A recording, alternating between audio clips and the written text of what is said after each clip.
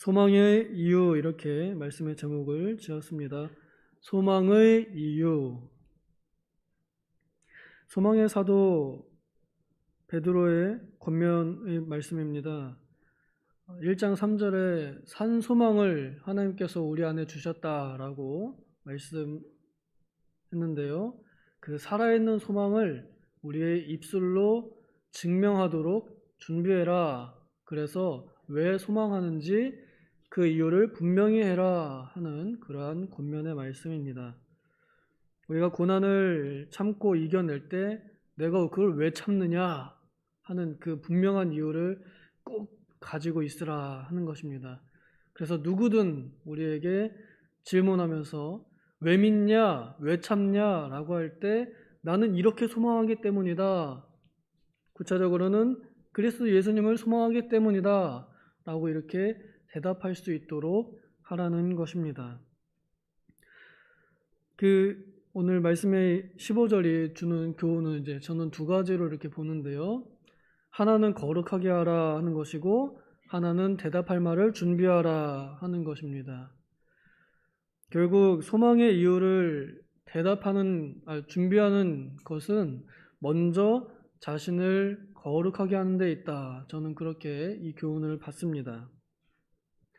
내가 먼저 마음속에 주님을 그리스도로 모실 때에 내가 거룩해지고 그런 거룩함을 유지하는 속에서 대답할 말이 준비가 되어진다. 그렇게 이해합니다.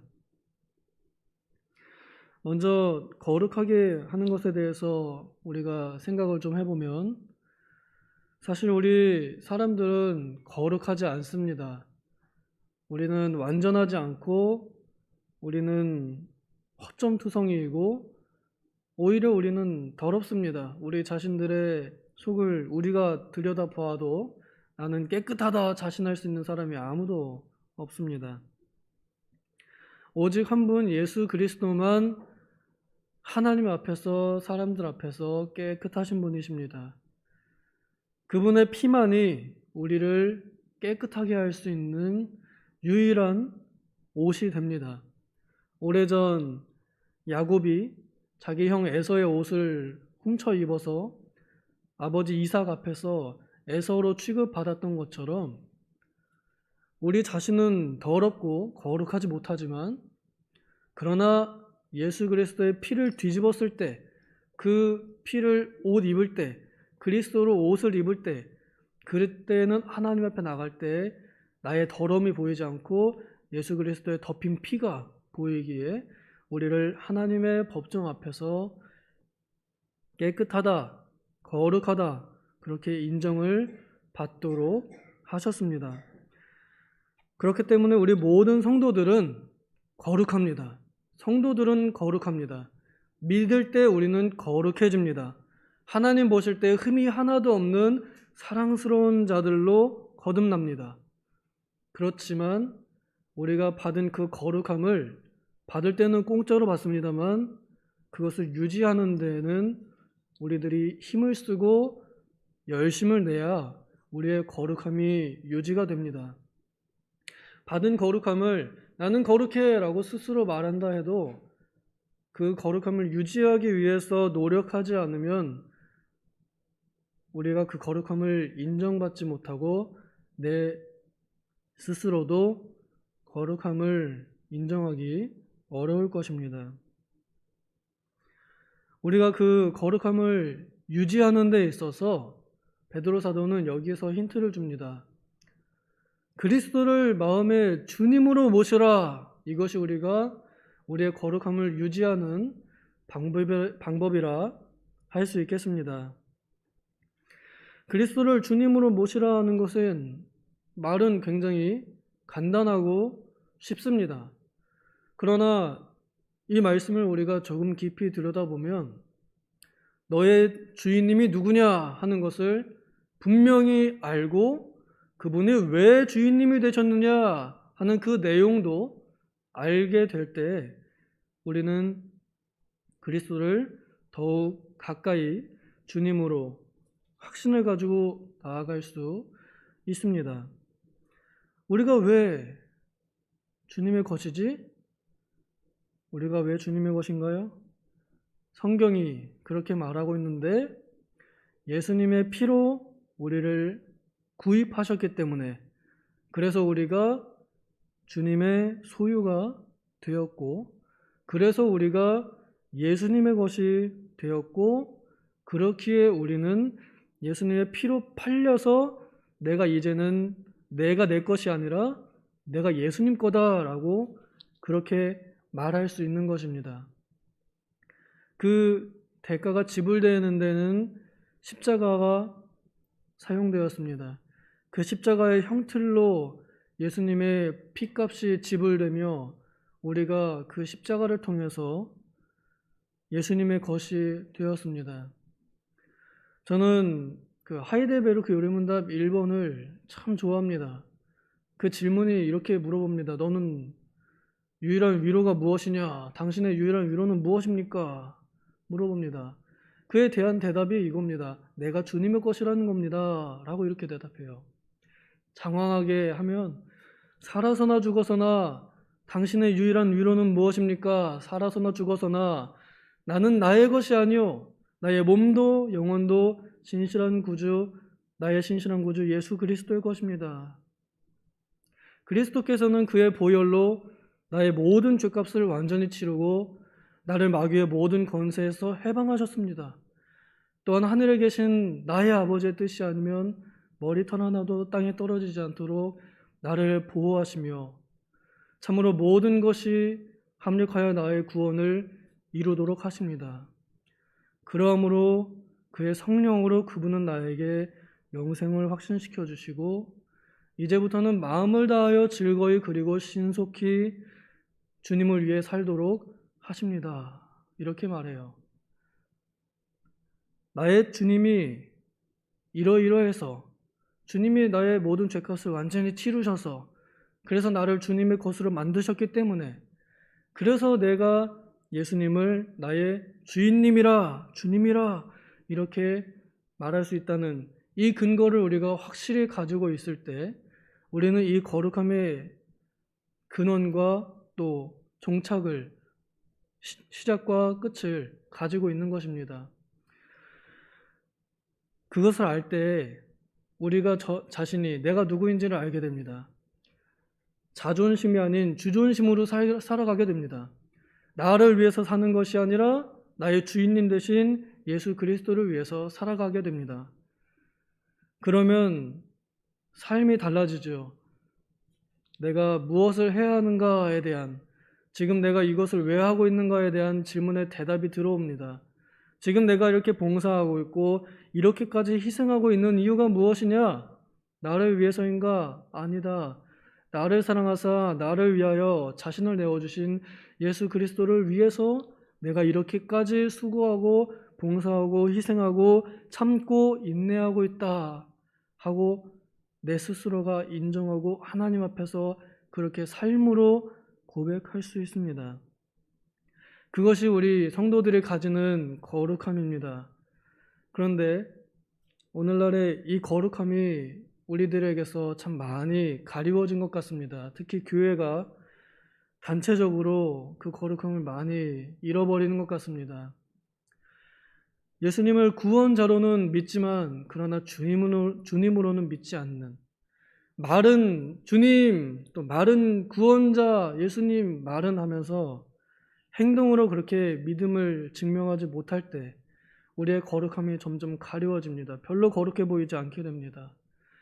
우리 성도 개인이나 교회가 예수님을 나의 구원자요 또 주님으로 믿는다는 것을 증명할 때 힘들지만 그것을 순종할 때, 그래서 성경이 말하는 모든 계명들, 명령들을 따르려고 노력할 때 완전하게 순종하지 못한다 할지라도 거룩해 보이도록 유지할 수 있는 것입니다. 우리가 이것을 포기하지 말아야 됩니다. 세상이 아무리 악한 것을 당연하다 여긴다 하더라도 우리는 그 악한 것에 대해서 악하다고 말할 수 있어야 되고 잘못됐다고 말할 수 있어야 되고 또 따르지 않도록 우리 자신들이 유혹도 이겨야 되고 핍박도 감당하고 손해도 당할 각오를 해야 합니다. 그렇게 할 때 우리의 거룩함이 유지됩니다. 그때 우리는 소망에 관한 이유를 준비하게 됩니다. 믿지 않는 사람들이든 누구든지 우리에게 너 왜 믿느냐, 또 왜 그렇게까지 고생하느냐, 왜 그렇게까지 희생하냐, 왜 그렇게까지 미련하게 참느냐, 왜 그런 허망한 것을 믿느냐 하는 그 모든 물음에 대한 유일한 대답을 우리는 분명하게 말할 수 있습니다. 믿지 않는 자들에게 십자가의 도는 멍청해 보이는 것입니다. 굉장히 전도하다 보면 어르신들이 저한테 한심하게 쳐다보면서 아, 젊은 놈이 왜 그러고 있냐고 막 그렇습니다. 그에 대한 대답이 우리 오직 예수 그리스도 이겁니다. 내 죄를 나를 사랑하셔서 대신 짊어지시고 죽어주신 그 사랑을 내가 알고 믿고 감사하기 때문에 나는 이렇게 말하고 믿는다. 그리고 당신도 그 은혜를 받으면 좋겠다. 라고까지 이렇게 말할 수 있는 것입니다. 우리 교단에서 왜 믿느냐 하는 그 질문에 대한 모범 답안을 잘 가르쳐 주셨습니다. 혹 기억나시는지 모르겠습니다. 당신은 왜 예수를 믿느냐? 라고 할 때 나를 구원해 주신 은혜에 감사하여 내가 믿습니다. 라고 이렇게 대답하도록 가르칩니다. 감사하기 때문입니다. 내가 예수를 믿어서 부자 되기 위해서 믿습니다. 내가 예수 믿으면 병 나을 것 같아서 믿습니다. 내가 예수 믿으면 내 자식들이 성공할 것 같아서 그래서 내가 예수 믿습니다. 우리에겐 그런 것들이 이유가 되지 않습니다. 오직 나를 사랑하사 나를 위하여 자신을 내어주신 예수 그리스도를 나도 사랑하기 때문에 나도 그 은혜를 감사하기 때문에 내가 믿습니다.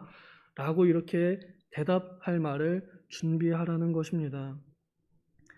이 대답을 준비할 때 조심해야 할 것 두 가지를 온유함과 두려움으로 하라고 이렇게 합니다. 또 항상 준비하라고 합니다. 언제든 누가 물어보면 대답할 수 있도록 그렇게 하라고 합니다. 우리가 온유함과 두려움으로 하나님 앞에서나 사람들 앞에서 마음의 자세를 가지고 이 대답을 준비해야 할 것입니다. 하나님 앞에서 온유함이란 성실함, 또 겸손함 이런 의미가 있겠고, 또 경외함, 두려움이라면은 경외함, 그냥 무서워하는 것이 아닌 경외함, 하나님의 높으심에 대하여 받들어 섬기는 마음으로 우리가 그 이유를 거룩하게 경박하지 않게 잘 간직하는 것이고, 또 믿지 않는 자들이 우리에게 사납게 질문할 때 에이 멍청한 사람아 그런 걸 왜 믿냐라고 할 때 거기에 대해서 너는 지옥에 나가라 이런 식으로 맞받아치지 않고 공손함으로 예의 있게 이러이러해서 내가 믿습니다 라고 논리적으로 또 분명하게 그것을 대답해 줄 수 있도록 우리 마음에 준비를 시키는 것입니다. 결국 이것은 우리 각 사람들이 개인이 다 설교자가 되어라 하는 그런 말입니다. 누구든 언제든 너에게 왜 예수를 믿느냐 또 왜 믿어야 하느냐 하는 것을 한번 읊어봐라 라고 시킬 때 우리는 언제든지 그것을 주저하지 않고 나 좀 이따가 정리해서 얘기하겠다 그게 아니라 언제든지 항상 대답할 말을 준비시키도록 그래서 누구에게든지 우리가 설교자가 되고 누구에게든지 우리가 복음의 선포자가 될 수 있도록 베드로 사도는 이 마음을 준비시키는 것입니다. 특별히 이 말씀을 직접 받는 그 대상들은 각지에 흩어진 순례자들입니다. 여행자들입니다. 나그네들입니다. 당신 왜 그렇게 떠돌아다닙니까? 당신 왜 집이 없이 그렇게 고생합니까? 저는 이러이러해서 저는 예수 그리스도를 믿음으로 그 복음을 전하기 위하여 그분을 위하여 살기 때문에 이렇게 모진 고난과 힘든 생활을 기쁨으로 감당하고 있습니다. 라고 말할 수 있도록 그렇게 순례자들의 마음을 준비시키는 것입니다. 오늘날 우리들도 이 어둠의 골짜기 같은 험한 세상 속에서 정말 인생의 순례자들로 살아가고 있습니다. 우리들이 믿지 않는 자들을, 또 믿는 자들, 또 이제 가정에서 믿지 않는 가족들이나 아니면 믿음이 연약한 우리 자녀들이, 또 혹은 직장에서 직장 동료들이 왜 그렇게까지 합니까? 라고 할 때, 왜 믿습니까? 라고 물어볼 때, 이러이러해서 나를 사랑하사 나를 위하여.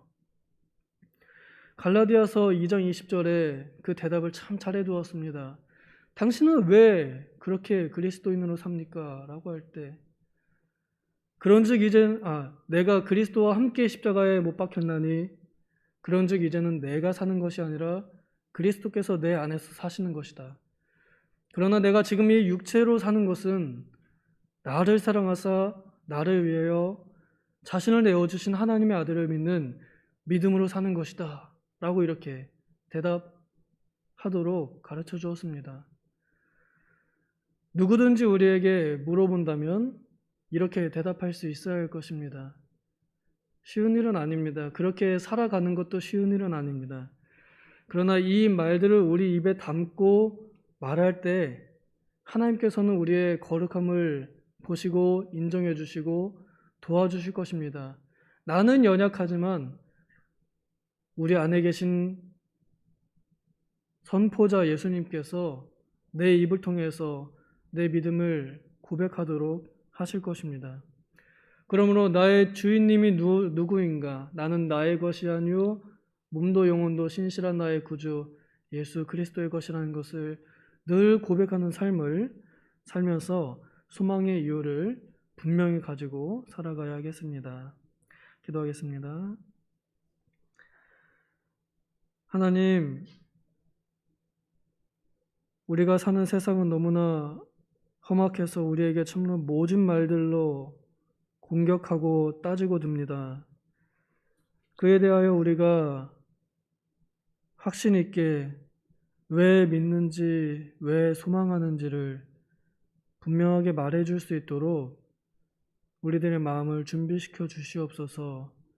사실 우리는 전도하는 것, 설교하는 것, 선포하는 것, 하나님의 말씀을 증언하는 것 너무나 어렵지만 나로서는 못하겠지만 내 안에 계신 하나님, 성령님께서 도와주시면 할 수 있음을 믿사오니 더욱 주님 의지하며 우리가 입술의 열매들 또 신앙의 고백들을 늘 가지고 살아갈 수 있도록 도와주시옵소서.